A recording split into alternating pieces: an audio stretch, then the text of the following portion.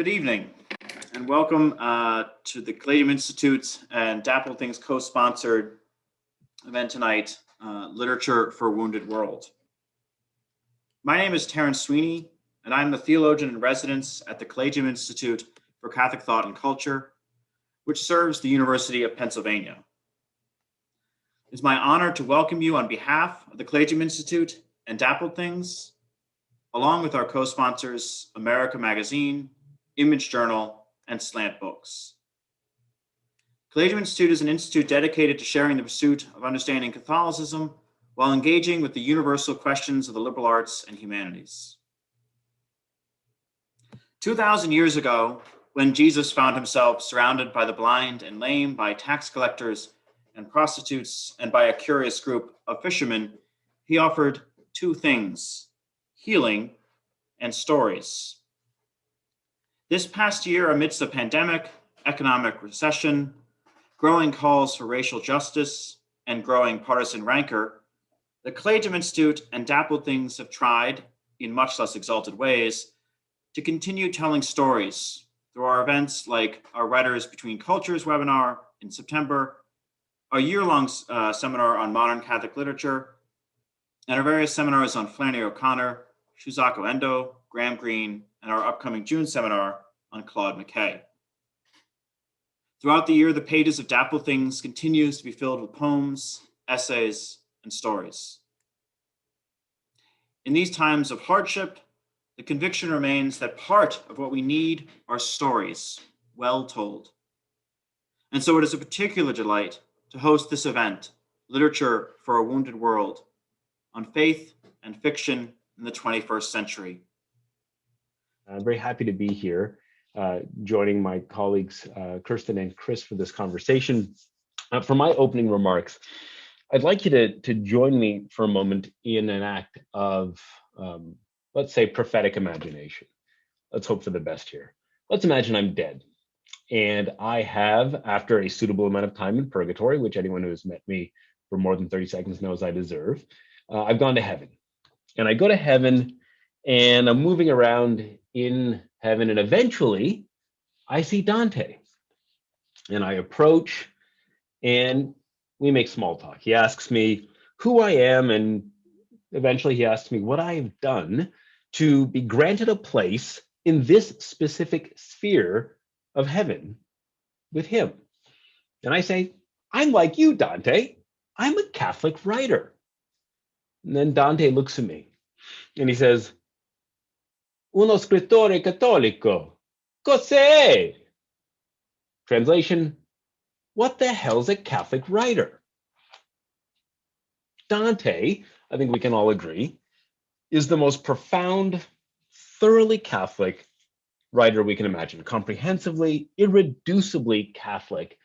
As a writer, I can't think of anyone else who's more profoundly a Catholic writer in any time or place. And yet, if we think of him as a Catholic writer, this feels like a profoundly narrowing and diminishing estimation of him and his work. Why is that? This paradox poses a challenge for me. For years, I have been making the case, the argument in defense of the idea and the reality of being a Catholic writer, that such a person and artist has a distinct purchase on the fullness of human experience, unlike a writer, I would argue, from almost any other faith tradition. And yet, when I apply this claim to the most Catholic writer imaginable, doesn't it feel kind of reductive? And more importantly, beside the point? So why is that? Now, I say this very much with Dante on my mind. I have read a canto of Dante's Divine Comedy every day for the past 5 years. I've done so for two reasons. I've done so as a kind of spiritual practice, I would say, kind of a ritual.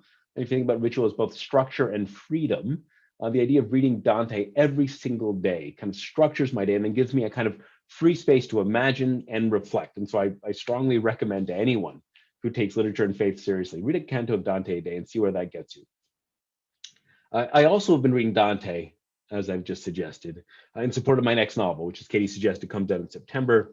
It's about a group of people led by an evangelical millionaire who are building a Dante theme park in an opioid-ravaged small town in the middle of America.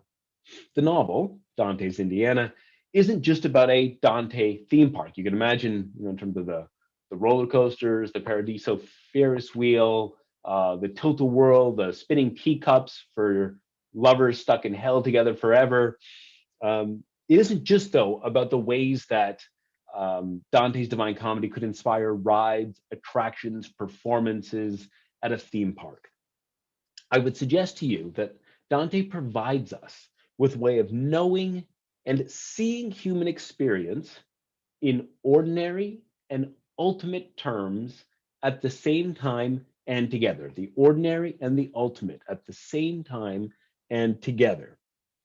And so in my next novel, the theme park is either a success that saves a town from ruin, or the town's main employer succeeds. And the town's main employer is a plastics packaging firm. And the only way it can stay in business is by beginning to package opioids for local distribution. It's the only business plan that is viable and guaranteed to succeed in the middle of small town America at this point.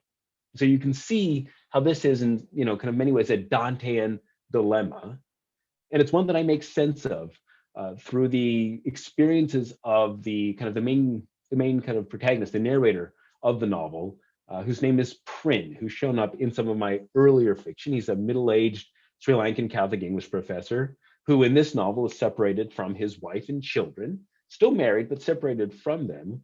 And he's kind of separated also from God. And he's kind of lost his way.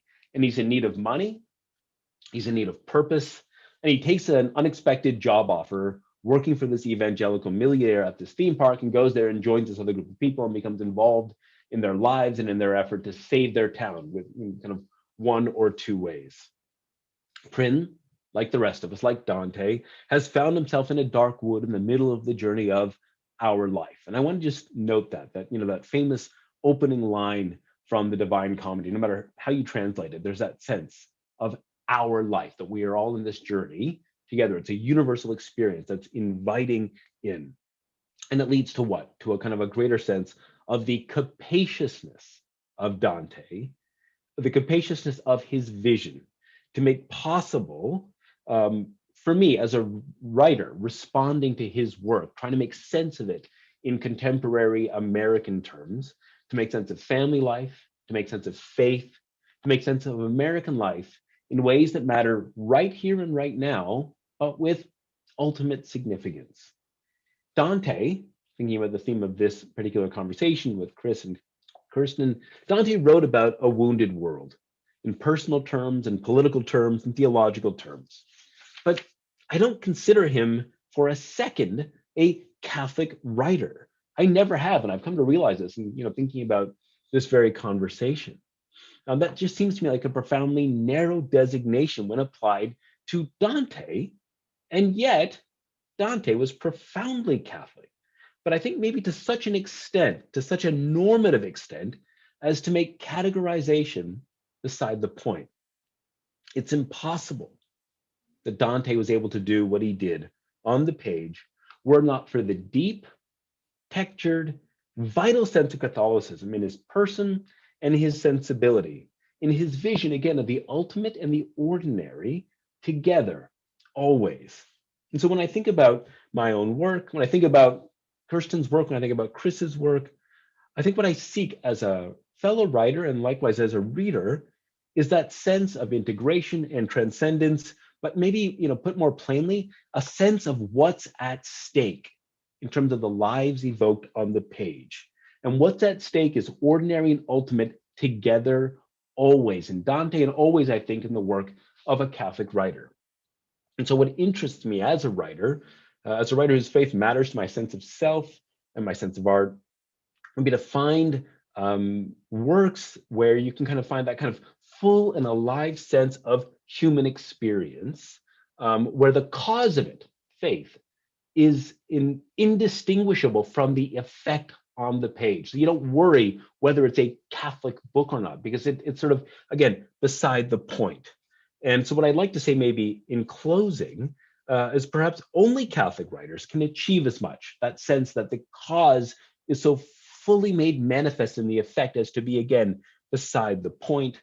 And for my money, there's no one who can do this better, who has demonstrated this better than Dante, where I think faith for Dante is invisible but essential, like fish, like water for a fish, or like Dante for the rest of us. Thank you. Thank you, Randy. Thank you, Terrence. Thank you, Katie. Thank you to Collegium and Dappled Things for having me. I am very happy to be joining writers I admire so much for this conversation. I have to admit off the bat, somewhat like Kirsten, that I don't especially identify as a Catholic writer, although I very strongly identify as both a Catholic and as a writer, and indeed, with the possible exception of, being a husband to my wife, being a father to my children, being a son to my parents, being a brother to my siblings, the things that I most centrally identify as are a writer and a Catholic, and they are elements of my identity that I feel very strongly permeate my entire being. That is to say, I bring them into everything else that I do. They are not pieces of my identity that I check at the door for certain relationships or situations. And it would seem thus that I would have to be a Catholic writer if I feel that I am always, in some sense, being a Catholic and always, in some sense, being a writer. But I don't have occasion to spend a lot of time thinking about what that means. And so I'm actually quite looking forward to using this event as that kind of occasion. When I am forced, I should say, to think about what it means to be a Catholic writer, I think often of an anecdote from my childhood. It would occasionally happen when we were visiting my grandparents that some public figure would be mentioned, a politician, an actor, an athlete, and my grandfather would take on a somewhat sly tone and would say, he's a Roman. And needless to say, he did not mean that that person was a denizen of the Eternal City. He meant that person was our co-religionist. I don't know if that was a common way of expressing things for people of his generation. The only people I have ever heard express it quite that way are him and then various younger members of the family imitating him. But I came to think as I grew older a lot about this idea of being a Roman. The Roman Catholic Church, of course, has this double-barreled name, and one of the strange things about the name is that the first of them, Roman, is highly particular, while the second, Catholic, is literally universal, but is not just in its meaning universal, but expresses an ambition towards being universal, whereas the term Roman expresses a particularity. And indeed, it was always used in a particular sense of suggesting not that someone held a particular view about papal infallibility or transubstantiation, but that a person was a member of our clan. And I'm sure there are plenty of people who were baptized, believing and practicing Catholics whom my grandfather, who was in many ways a man of his time, would not have called Romans, because to say he's a Roman was very much to say he's one of us. So this connects back to the idea of the Catholic fiction writer to me, because I have come to think that writers who are labeled Catholic, in some cases they are they are what I would call, or what my grandfather would call, Roman writers, and in other cases they are Catholic writers. By a Roman writer, I mean a writer who emerges from a Catholic milieu and depicts that milieu. Who takes as their subject matter the experience of Catholic subcultures, in this case, we'll say in America, but it might be the Irish in Albany that a writer like William Kennedy writes about, the Irish Catholics of Long Island that a writer like Alice McDermott writes about. It could be the Eastern European immigrant Catholics of the Northern Midwest. It could be the Hispanic Catholics of the Southwest and West.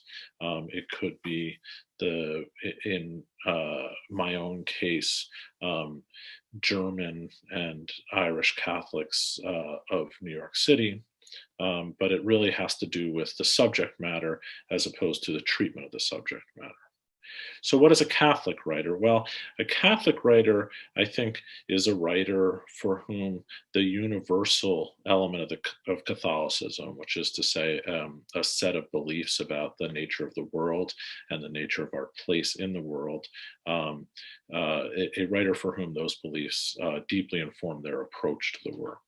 And it's an interesting and notable fact that the two, whether or not greatest will set aside, but the two American writers who are most strongly identified as Catholic writers, Flannery O'Connor and Walker Percy, did not, by and large, write about Catholics and did not emerge from traditional Catholic milieus, although O'Connor was indeed a cradle Catholic. The largely Protestant American South was their subject matter in both cases. And that seems significant to me because what it says is that being a Catholic writer does not have to do with writing about Catholics. It has to do with something else. Now, as I said, even having come up with that definition, or the beginnings of a definition that we could elaborate on a little bit during this conversation, I still don't think of myself, certainly when I'm sitting at the desk, as a Catholic writer, in part because I don't think of myself as any kind of writer when I'm sitting at my desk. It's despite the fact that I spend a great deal of my time thinking about what literature ought to do, what it can do, and how it can go about doing those things as a critic and as a reader. When I'm sitting at my desk, I am not thinking about those kinds of things. I couldn't say exactly what I am thinking about. But my own sense of what I'm doing has been profoundly informed by a letter that Saul Bellow wrote to John Cheever towards the end of Cheever's life, when Bellow discovered that Cheever, who he had been acquaintances with but not good friends with throughout their careers, that Cheever was dying of cancer. And Bellow writes him a very kind letter of admiration. And he acknowledges the fact that they have sort of known each other from a distance but never been close. And he says, we put our souls to the self-same task. And he said that he could see when reading Cheever's stories all the way through, he could see the transformation on the page. And he said, finally, that's all that counts, is that transforming action of the soul. And I think that at least one thing that it means to be a Catholic is to believe in the reality of the soul, and to believe that the soul is something that can and ought to be turned toward perfection, that it ought to be what we are aspiring towards. And I think that both as a Catholic and as a writer, my first concern is with that transforming action of the soul. And that's all I've got to say now, and I hope to open it up for our larger conversation.